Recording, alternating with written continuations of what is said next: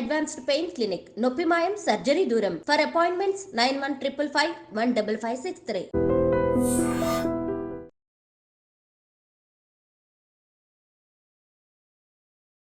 నమస్కారం, welcome to I dream. ధర్మ మార్గం విత్ విజిత కార్యక్రమానికి స్వాగతం.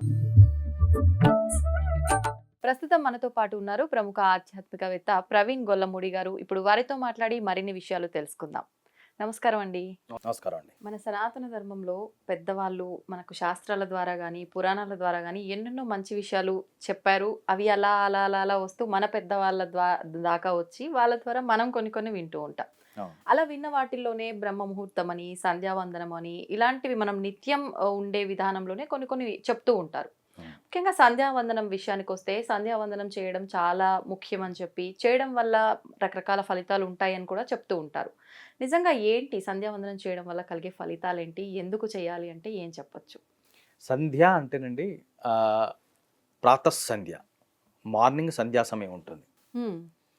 పగటి వేళల్లో మొదలవటానికి అంతకన్నా పూర్వము ఉన్నటువంటి సమయానికి మధ్య సమయాన్ని ప్రాతఃసంధ్య అంటాము. 12 దాటిపోయిన దగ్గర నుంచి 3 ఆ మధ్య సమయాన్ని మాధ్యాహ్నిక సంధ్య అని అంటారు. 5:30 నుండి 7:30 లోపు ఈవినింగ్ ఉన్నటువంటి ఆ సమయాన్ని సాయం సంధ్య అని అంటారు. మనం ఒక తెలుగు క్యాలెండర్ తీసి చూసుకుంటే su.a అంటే సూర్యోదయము, su.u అంటే ఉదయము, ఆ అస్తమయం, అవి క్యాలిక్యులేట్ చేసి ఉంటాయి. దాన్ని బట్టి 45 మినిట్స్ బ్యాక్ అండ్ ఫ్రంట్ దాన్ని సంధ్యా సమయం అని అంటారు. ఈ సంధ్యా సమయంలో సూర్యుని ఉపాసించటం వల్ల ముఖ్యంగా సమయానికి వానలు కురుస్తాయి. అంటే ప్రకృతిని మొత్తం పూజించిన దాంతో సమానం అన్నమాట. అందుకే అసలైతే ఒక సెట్ ఆఫ్ పీపులే సంధ్యావందనం చేస్తున్నారు ఇప్పుడు. నేను కొన్ని 400-500 సంవత్సరాల క్రితం గురించి మాట్లాడదలుచుకుంటే, ప్రతి ఒక్కళ్ళు స్నానం అయిపోగానే అలా అర్ఘ్యం ఇచ్చేసేవాళ్ళు సూర్యుడికి.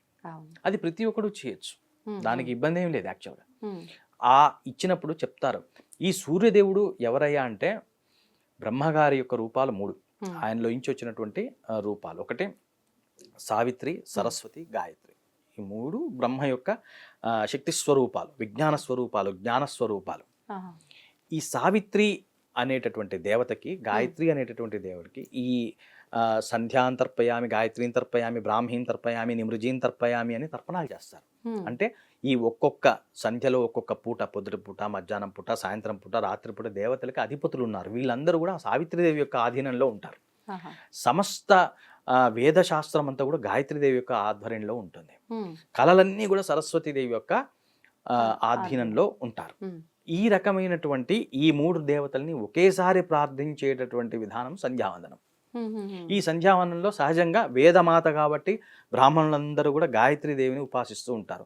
గాయత్రీదేవికి పంచ శిరస్సులు ఉంటాయి. ముక్తా విద్రుమ హేమ నీల ధవలఛాయైర్ముఖైస్త్రిక్షణైర్యుక్తాం ఇందు నిబద్ధరత్నమకుటాం తత్వార్ధవర్ణాత్మికాం గాయత్రీం వరదా భయాంకుశకశా శుభ్రం కపాలం గదాం శంఖం చక్రమధారవిందయుగలం హస్తైర్వహంతీం భజే అని అమ్మవారి చేతుల్లో ఏమున్నాయి, అమ్మవారి ముఖాలు ఎట్లా ఉన్నాయి, అందులోంచి ప్రస్ఫుటమైనటువంటి తేజస్సు ఎట్లా ఉంది వర్ణించిన తర్వాత గాయత్రి జపం చేసుకుంటారు.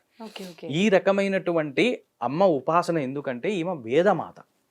వేదం సుభిక్షంగా ఉంటే ప్రకృతి సుభిక్షంగా ఉంటుంది. అందుకే దీన్ని రక్షించడానికి ఒక సెట్ ఆఫ్ పీపుల్ని పెట్టేశారు. అదే మీరు వేరే పని ఏమి చేయబోకండి, మీరు కేవలం ప్రకృతి దేవతలను ఉపాసన చేయండి. ఎట్లా ఉపాసన చేయాలి? ప్రకృతి దేవతలకు అధిదేవత గాయత్రి, సావిత్రి, సరస్వతి అనుకుంటే దానికంటే మూలపైనటువంటి దేవత వెలుగు, ఆయనే సూర్యుడు. అందుకే అంతా అయిపోయిన తర్వాత బ్రహ్మార్పణమస్తు చేసి మళ్ళీ సూర్యనారాయణ దేవతార్పణమస్తు అని సూర్యుడు కూడా అర్ఘ్యం చేస్తారు. కాబట్టి బ్రాహ్మడికి వేరే పని చెప్పలే. అందుకే అరే ప్రకృతి శక్తుల్ని శాంతంగా ఉంచండి. అందుకే ప్రతి గుళ్ళో బ్రాహ్మణుడు తప్పనిసరిగా ఆ సంధ్యావందనం అనేటువంటి కార్యక్రమాన్ని ఎట్లా చేయాలో చెప్పారు. పూర్వం అయితే అందరూ అర్ఘ్యం ఇచ్చేటటువంటి వాళ్ళు సూర్యుడికి. రాను రాను కొన్ని వర్గాల వాళ్ళు వాళ్ళ బిజీలో వాళ్ళు వెళ్ళిపోవటం చేత వీళ్ళైతే పట్టు కూర్చున్నారు ఇప్పటికి కొంతమంది అయితే. కాబట్టి ఈ భర్గా, మనకి గాయత్రి మంత్రంలో భర్గో దేవస్య ధీమహి అని వస్తుంది. ఈ భర్గ అనేటటువంటిది ఏంటంటే శివస్వరూపము. కాబట్టి గాయత్రి అనేటటువంటిది బ్రహ్మ విష్ణు శివస్వరూపాల మయముగా అమ్మవారి పరిపాలనలో ఉండేటటువంటి కాలాలు ఇవి. ఎప్పుడైతే ఈ సంధ్యా సమయాల్లో చేసేటటువంటి పూజలు ఏవైతే ఉన్నాయో ఇవి చాలా శక్తివంతమైనటువంటివి. నిజంగా గాయత్రి, సరే గాయత్రి గురించి నీకు అవగాహన లేదు, నీ ఇష్టదైవం ఎవరు, ఆ ఇష్టదైవాన్ని అక్కడ ప్రార్థన చేయి. ఆ సమయంలో సంధ్యా సమయంలో చేసేటటువంటి పూజ ఆ సమయంలో చేసేటువంటి అర్చన, ఆ సమయంలో చేసేటటువంటి ధ్యానము, ఇవి చాలా రెట్లు ఫలితాలను ఇస్తాయి. అందులో టాప్ ఫలితం మనకి ప్రాతఃసంధ్యలో ఉంటుంది. ప్రాతఃసంధ్యలో ఆ అల్ట్రావైలెంట్ కిరణాలు కూడా స్వామివారి దగ్గర నుంచి వచ్చేటటువంటి ఆ కిరణాలలో ఇంకెక్కువ శక్తి ఉంటుంది. మిగతా చోట్ల ఉండదని కాదు, ఆ సమయంలో ఎక్కువగా ఉంటుంది. కాబట్టి ఆ సమయంలో సాధన మరింత చెయ్యండి అని చెప్పారు.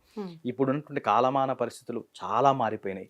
సంధ్యా సమయం ఒడికి తెలియదు, పొద్దున్న లేస్తే హడావిడి బతుకులు. కాబట్టి నన్ను అడిగితే ఇప్పుడు మనం యూత్కి చెప్పదలుచుకుంటే, నువ్వు కూర్చోరా, పల్లెం పెట్టుకోరా, ఆచమనం చేయరా, నీళ్ళు వదలరా అంటే ఇది కాని పని. 4 పూటల బయట తిరిగినప్పుడు, లోపల తిరిగినప్పుడు కాస్త కిటికీ తీసో సూర్యుడికి ఒక నమస్కారం చేసుకుంటే దాన్ని మించిన భక్తి ఈ రోజుల్లో లేదు. మంత్రం నామం ఏమొద్దు. ఓం శ్రీ సూర్యనారాయణ స్వామినే నమః, గాయత్రీ దేవతాయే నమో నమః చాలు. ఆ దేవత యొక్క అనుగ్రహం ఆ విధంగా వాడిపైన ఉంటుంది.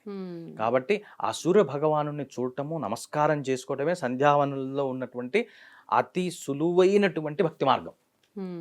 సరే, మొత్తం తెలిసిన వాడు అన్ని రకాలుగా చేస్తాడు, పక్కన పెట్టేసేయండి, అది వేరే విషయం. దానికి మనం చెప్పక్కర్లే ఇంటర్వ్యూలో కూడా అసలు. కానీ ఆ ఫలితం ప్రతి ఒక్కడికి రావాలి. ఈ 8 Dreams లో ఈ వీడియో చూస్తున్నటువంటి ప్రతి ఒక్కడికి రావాలి అంటే కేవలం మీరు సూర్య దర్శనం చేత నమస్కారం చేసుకోండి.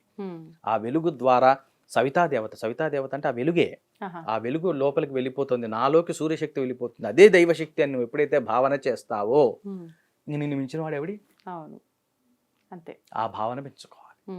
అది సంధ్యావందనలో ఉన్నటువంటి గొప్పతనం. ఇది ఒక సెట్ ఆఫ్ పీపుల్కి సంబంధించింది కాదు, అందరికీ సంబంధించినటువంటిది. అందరూ ఉపాసన చేయొచ్చు. విధి విధానం తెలిసిన వాడు ఒక రకంగా చేస్తాడు, విధి విధానం చేయని వాడు ఇంకో రకంగా చేస్తాడు. కానీ దేవుడు మాత్రం ఒకరి సత్తు కాదు. ఇంకొకటి, ఇదే విధంగా చెయ్యాలని ఒక నియమం కూడా ఏం పెట్టలేదు. మన సనాతన ధర్మం యొక్క గొప్పతనం ఏంటి అంటే, ఎవరికి తోచినట్టు వాళ్ళు ఏ రకంగా అయితే ఆ రకంగా, నీకేమి రాకపోతే నమస్కారమే చేసుకో, తలుచుకొని చాలు. ఇలాంటి అవకాశాలు కూడా మనకు ఇచ్చారు. కాబట్టి ఇంకా సంతోషంగా మనం ఏది రాదు అంటే జస్ట్ నమస్కారం మీరు చెప్పినట్టుగా సరిపోతుంది. ఇబ్బంది అది అక్కడే వస్తుంది. దాన్ని నమ్మరు. అదేదో హడావిడి చేస్తేనే ఈరోజు నేను పూజ చేశా, అంతే, తృప్తిగా ఉంది, అతృప్తిగా ఇంత చేస్తే అది దండం పెట్టుకుంటే కరుణ ఉంటున్నది అన్న నమ్మకాన్ని ఎప్పుడైతే పెంపొందించుకుంటావో నువ్వు తర్జన భర్జన పడవు, హైరాణ పడవు, ఇంట్లో వాళ్ళని హడావిడి చెయ్యవు, నువ్వు హడావిడి పడవు. కాబట్టి ఈ రకమైనటువంటి మైండ్ సెట్ లోకి రావాలి, అందరూ రావాలి. సంతోషం అండి, ధన్యవాదాలు.